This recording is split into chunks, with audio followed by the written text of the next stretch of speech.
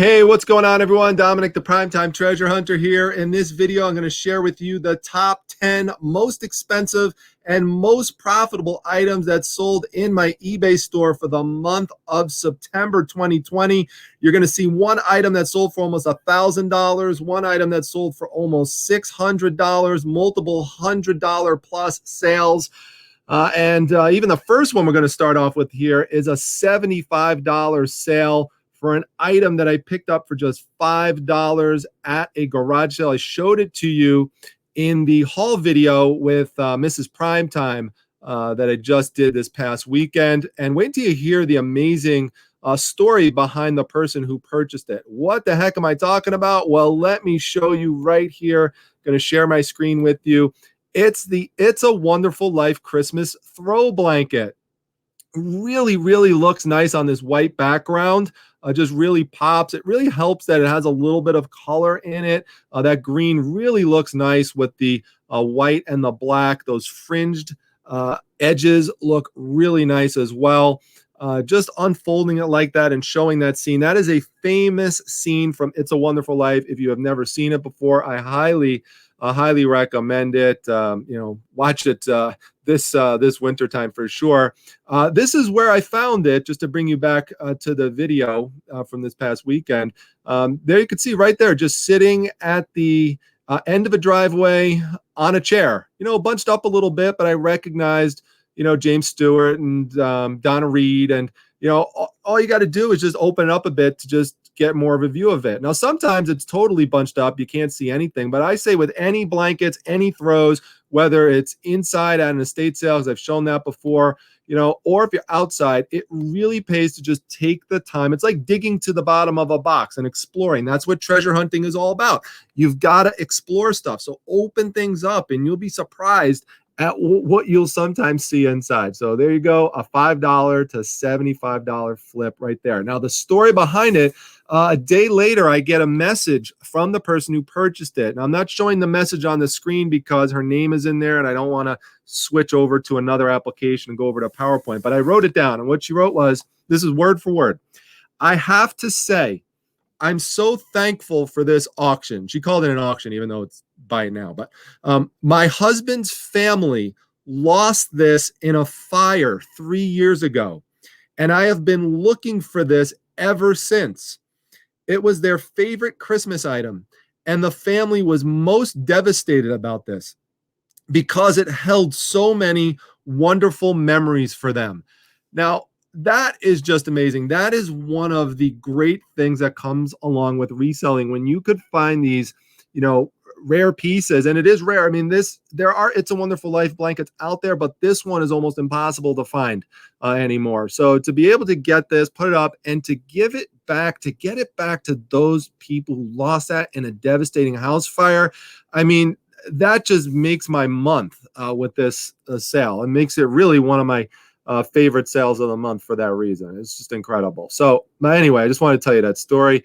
And if you have a story like that, share that in the comments, where you reconnected somebody with something. I just think it's just the best. But anyway, let's go on to the next one. So number 9, no surprise here that you're going to see some comic books and comic related items, because I do specialize in comics. But the key thing here, and I've showed something like this before, but these are coverless comic books and torn comic books. So I'll just zoom in a little bit so you could see right there. You might remember some of these I got from the flea market when I bought that bulk deal, and there were a bunch of photos in there as well that I purchased. So I just took these and I just decided to just put them up in an auction in this lot. So, I waited till I got a certain number. I got, about 52 of them here. And I start the auction at $9.99. And I just know from experience from doing this in the past that something like this is going to happen. It pretty much always happens. And here you go. They sold for $77. I mean, I barely have anything into these. Most of these are just damaged books from other collections that I've purchased. And I just put them to the side. I don't throw them out. That's a key. Do not throw them out. Crafters sometimes buy them, or people who just want to, decorate some aspect of their room. Like, for example, I've shown you, you know, like that purple thing that I have up top that insulates one of the vents, and I could potentially decorate it with like some comic book type of items like this. Like that's one thing people would do. Sometimes people just want to read the stories and they just don't want to pay up, you know, a lot of money to get the individual books. They don't really care about the covers, so they consider those. They call them reader comic books. That's why you can see here I wrote reader. So that's a keyword that you should know if you're trying to sell something like this. People in the comic book industry, that's what they refer to them as. Also, you'll notice that I want to point this out because I talked recently about the importance of symmetry in your listings and when you're putting things out. But this is one of the few exceptions in which I purposely make this look a little bit messy. I mean, that's actually done purposely. Mrs. Primetime laughs when she sees me set these out because it's designed to actually look like this. So I'm like purposely like strategically laying them out in certain ways because there is a little bit of an element to surprise with this listing. It's not a mystery listing or, you know, a mystery box or something because people generally know what they're getting.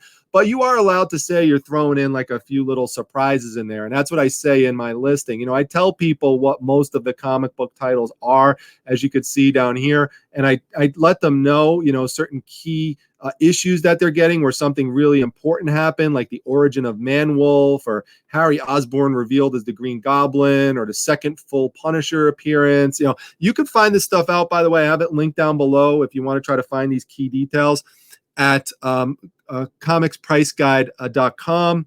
You could also find a lot of these details in the Overstreet price guide for comic books. I have the link to that also in the description section. That one is an affiliate link if you purchase that. But you can see here, I also say there's a few surprises. Now, the few surprises are things that generally aren't like, you know, none of these are like super valuable, but the few surprises don't really have like important key characters like the Hulk or, you know, SpiderMan, which are ones that I'm purposely featuring right here in the beginning. You see that like right in the front? That's where I want people's eyes to go to because SpiderMan is like gold in the comic book industry. I mean, SpiderMan is something that, you know, it's just so desirable. So if you could get some vintage SpiderMans up and put those front and center, that really helps. Also, just things that, you know, guys tend to really like barbarians, warriors. Not that there's not women that don't like this stuff too, but you know, it does tend to be more of a guy thing with like the dragon shooting out the fire, you know, the space stuff, you know, to the right. So, you know, I make sure I feature that. Captain America, Hulk, people who are, or characters who are featured in the Avengers movies, you know, that's important. And then the other stuff kind of is just like tucked behind. But, you know, it's real important to know that you don't have to throw these things out, save them up, put them in a big lot, and you could even sell modern comics this way. You won't usually get as much as if you have the vintage books like you could see here. But, you know, even though they're vintage, they're not like super vintage. I mean, they go from 1955 to 1995. So, you know, there's some older ones mixed in with some modern ones, but it's not like they're all like 1940s, 1930s or something like that. So that's that one. That's number 9. So let's move on to number 8. And this one goes out, shout out to Zachary Allen. Thank you, Zach, for purchasing these manga books. Zach is into manga, which is a comic related. It's not like a traditional comic book that you would see on the bookshelves. It's Japanese animation, and they look like short little digests. Here, I'll show you here from the side. They look like, you know, paperback books essentially.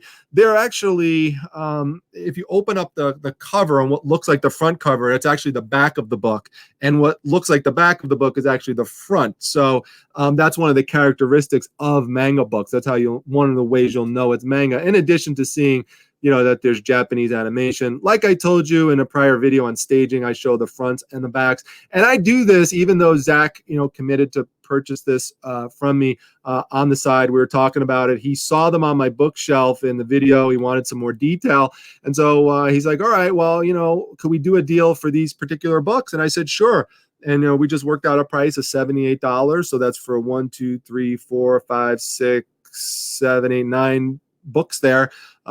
I was happy. We were just talking about it last night. He was wondering if they were going to show up in the video. He was happy with the deal. I was happy with the deal. And there you go. I have a lot of other manga books that I'm going to get listed. Zach reminded me of that last night. And but look for manga books because they definitely are popular. The prices do fluctuate. They're kind of all over the board. It really depends on the series. Anyway, just be on the lookout for them, and make sure you look them up. It's going to be black and white animation when you look inside of these. So that's that one. And by the way, if anyone ever sees anything, that I pick up when I'm sourcing, or you see anything just around in Primetime Treasure headquarters and you're interested, if it's for sale, just reach out to me, and we could usually work something out. This is some fantasy books. They're hardcover books. It's a series called Elminster. And they're all first printings, which is what makes this particular set of 4 valuable. They did sell for the price you see there, $90 for these 4 books. I just have a few bucks into these. I wound up getting them at a library sale. And my key tip for you, when you go to a library sale, if it's marked off by sections, and many of them are, they'll say like fiction, cookbooks, history, whatever. Always, always, always the first area you should go to is the fantasy science fiction section. Every single time. And you're going to see another example of this later, because people will pay a big money for these types of books. So definitely make sure you put Elminster down as a key a series to look for. Don't pass it up, especially if it's a first printing. You could see here's a little bit more. He's like a wizard character, what some of the covers look like. A lot of them they really are known for having a lot of these fantasy books, really bright colors and stuff, and really dramatic scenes. There's usually dragons or something with like a wizard like this on them. That doesn't mean every single hardcover fantasy book is valuable. They're not. There are some that are overproduced and stuff that don't have value. It's like any other area. But this is a series you should look for if you could find it as a first printing. All right, next one here. Oh, no surprise right here, right? I showed this in my prior video before the live show with Rally Roots. Thank you, by the way, for so many people who watched that video and responded. A lot of people like seeing me go into the negotiations.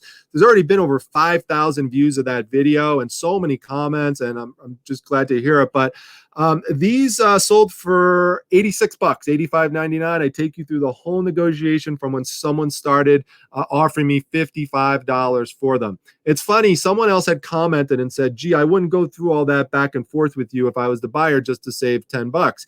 And my response to that was, well, guess what? You can't go to somebody else for these because I'm the only one who has them. So that's the seller's advantage. And you've got to use that to your advantage if you have that. Not only that, you also have to factor in what your reputation is. So even if someone else does have the same types of items you have or the same exact thing, and their feedback is really not good and yours is excellent, well, that's something that also goes into your corner for being able to get a higher price, command a higher price for your items. The reputation is real important. But in here, the staging is really key, and the white background with these bright colors, it really, really helped these pop. Definitely always look out for Super Mario items, especially the plushes. If they have the tags on them, that's a bonus. Some of these had tags, some of these did not. I purchased these in a big bulk lot purchase of Mario toys, and there's a Mario suitcase that came, like a one that you would like roll for that kids could use either in school or as luggage. There's a whole bunch of other stuff, video games, the like bedspreads, everything. So I had already made all my money back by the time I listed these. These have been just taking up space on one of my shelves for a while, and I wanted to clear it out, and I just finally got around to it and listing it. I'm very happy with this sale. So always look for Mario stuff. And this is another example of what I am talking about. This was a purchase from another subscriber. So thank you, Eric, for picking these up. These are Dragonlance books. I have talked about Dragonlance a lot. And so here you could see me just laying them all out for Eric. We had already made a deal ahead of time, which is why I didn't put up a bunch of other photos. He saw the Dragonlance books on my shelf. He wanted to know which ones were there. I sent him a picture of all the titles that I had, and he just made a custom order with me. He said, all right, listen, I want these. I put them all together. We worked out a price. We really weren't far apart. We did it for a total of $130. But again, I pick these up at library sales. I pick them up at garage sales, and you see me from time to time. I'll say, oh, there's a couple of Dragonlance books. I'll grab them and just add them up. And remember, you don't have to have all 33 at once when you're outsourcing. The goal is to just eventually build them up. And notice they even have a little bit of wear on the spines and stuff. That's okay. People will expect that for these older Dragonlance books. A lot of them come from the 90s and stuff. So Dragonlance, very important. Comic books. A lot of people ask me what type of comic books to look for. What are some key issues? Now, I personally have this in my collection, but I also obtained one in a big comic book collection. It's the amazing SpiderMan number 124 right there. And you can see here, this character right here is Man Wolf. So this is the first appearance of him. It's a really awesome cover, and it's a very desirable book. This one here, I took a best offer, sold it for $127.50. I have like 15 cents invested in it because it's part of a bulk purchase. What types of things do I show when I am laying out a key issue like this with a comic? This is not your average comic book. This is a higher price one. So this is going to be one where, yes, I'm going to obviously show the front. Yes, I'm going to show the side because collectors definitely want to see that spine for sure. That's very important to them. And yes, they're going to want to see the back cover. That is important as well. And you can see there's a little discoloration there. But they're also, I suggest showing some scenes inside. Typically, the opening splash page is a great thing to show. And then looking inside for something that's important to the story, like where's the first point where, because what's the story about? It's the first time the Man Wolf character appears. So that makes sense to be what it would be that you would show. So you could see me showing it right there. That's something, that the collector's going to pay up for. They want to see how that looks. Well, wow, that looks really good on that page. And also showing some corners, especially if there's any issues, if there's like a little ding to the corner or a little tiny tear. Like you could see here, there's a tiny tear right there. There is a tiny ding right over here. With comic books that are key issues like this, you have to disclose that. You cannot try and hide that on the person who's purchasing it, because what is going to happen the majority of the time is that they are going to see that when they get it. If it wasn't disclosed, they're going to want to return it. You lay it all out front like that, and you have a much greater chance that you're not going to have any problems. And I didn't have any problems with this one. Person was happy with the purchase. So amazing SpiderMan 124. Definitely add that to your list of things to look for when you're out looking through comic books. The Fluke Tester. Remember the video I did this month on the Fluke Tester? I always tell you to look for this brand. Very important in terms of multimeters and volt measurement. This is an older model. I've always been looking for one, and this is from the video right here. You could see me racing down the stairs this is why I always go to the basement, and there it was right on the wall there, right on the pegboard. Pulled it off super fast, put it right into my box, and tested it afterwards, and was so happy that it worked. There were multiple people trying to lowball me on this one, and I just have to laugh to myself because, like, I don't know the brand. I know the brand, I know what it's worth, and this one sold for $165. I got this for just a few bucks or even less than that. When you see how much I paid for everything at that estate sale. I have a white background shot here. I have all different sorts of looks to it. I do recommend opening it up so you could show people what it looks like inside. I talked about that in the video. You want people to know there's not corroded internal components to it. Show the back, obviously, and just give people a sense of all different perspectives. And, these types of things really do help cement the sale. It's like I always say, if you want big money, you've got to list it in a big money type of way. So that's that one there. So now we're going to move on to number 2 and number 1. I believe we're at already. Let's see. Have we already gone through 8 things? Let's see. 1, 2, 3, 4, 5, 6. Yeah, we have. All right. So this is number 2. Number 2. This is an awesome piece right here. This is something that I purchased at an auction for $190. That's the total price plus everything, like seller fees, shipping fees, everything like that. I got an online auction.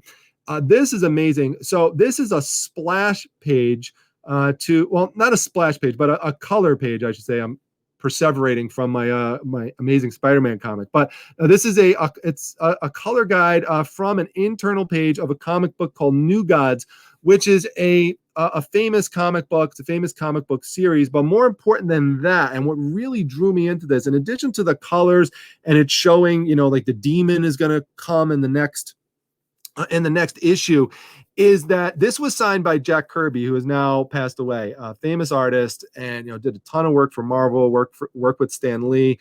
It's also signed by colorist Anthony Tollin, so it's double signed. But anything Jack Kirby is highly desirable. Anything. I mean, he's just such a respected artist. He's like one of the godfathers, or the godfather of the comic book artists. There's whole books just dedicated to him, and just how important he was in the comic industry. And I love that the signature is in gold, kind of just right across the front, and then you could right in the middle, and then Anthony Tollins is right there, right next to it. It has original pencil etchings in it.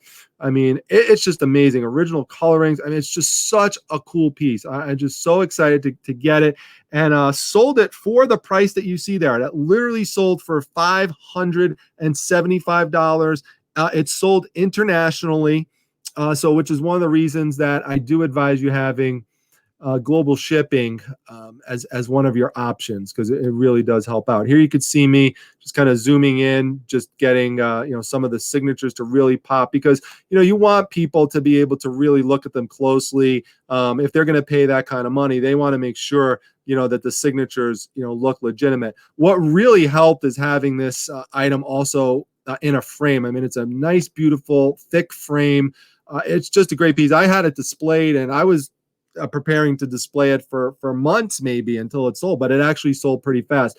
Another thing I want to mention are the colors. Two of the most important colors that you want to look out for with comics for display are red and yellow, especially when they're combined. Those are the colors that typically pop up in fire. So if there is fire that is actually in the image as well, that really helps. People love to display stuff like that. And red and yellow colors, the psychology actually behind that is there is really people attach a lot of emotional significance to bright colors, especially red and yellow. So that's another thing that just really jumped out with me for that. So that was a nice flip as well.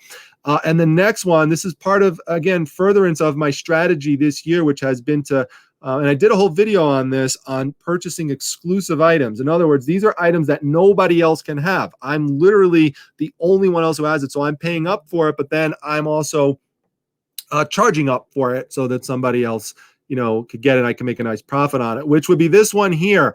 House of Secrets, 9.2. Let me get that blue blotch off of there. But this is a graded comic book. I've talked about that before. This is the single highest grade that this book has ever been assigned by CGC, which is the main company that grades these comic books. Now, I purchased this comic book for $400, again, at an online auction. That's the price that includes everything, includes all the, the seller fees, the fees I have to pay to auction house, the shipping fees, the handling, all that type of stuff came to a total of $400. And I wound up selling this for a total of $900.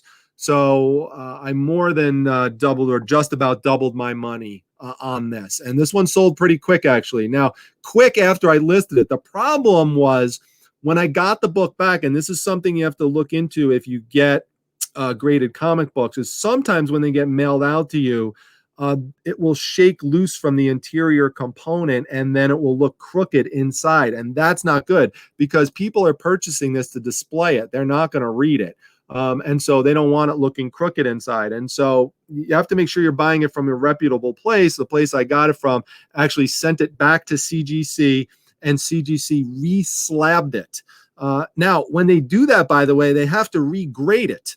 So it's still stated a 9.2. If it would have gone off a 9.2, I would have actually gotten a full refund from my purchase. So that is really important. Make sure you're getting from reputable auction houses. Heritage Auction House, for example, is one place where you could go to that would sell comic books like this. But you got to really do your research, and you got to know what you're looking for, because for these types of books, you are going to be shelling out a lot of money. And so, I wouldn't just go willy-nilly do it unless you know what you're doing.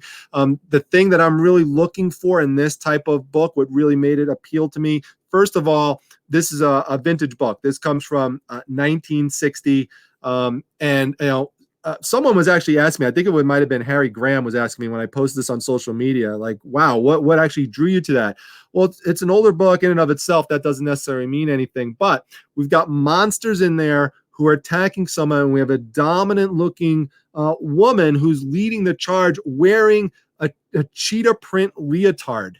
Plus she's blonde. Now I personally like brunettes better, but still a lot of people love blonde. So yes, Mrs. Primetime is a brunette, for those of you who are wondering, because she doesn't always show her face, or she doesn't ever show her face on camera. There is a picture of her though in my Facebook group, in the Facebook Reselling Resource Center, if anyone is curious. But anyway, it's a really, really cool cover, and that's what appealed to me. I knew there would be somebody who would want that displayed and would pay up for it. And with it being single highest graded, as you could see me emphasizing here, you know, it's near mint minus. That's, you know, a big plus for it too. So anyway, that's the purchase there. Here's just a couple other shots that I do. I don't just show that one. I show every single angle, because again, you know, if someone's gonna spend this kind of money, they need to see every single angle of this book. So that does take a little bit of time to set all that up, but it is totally worth it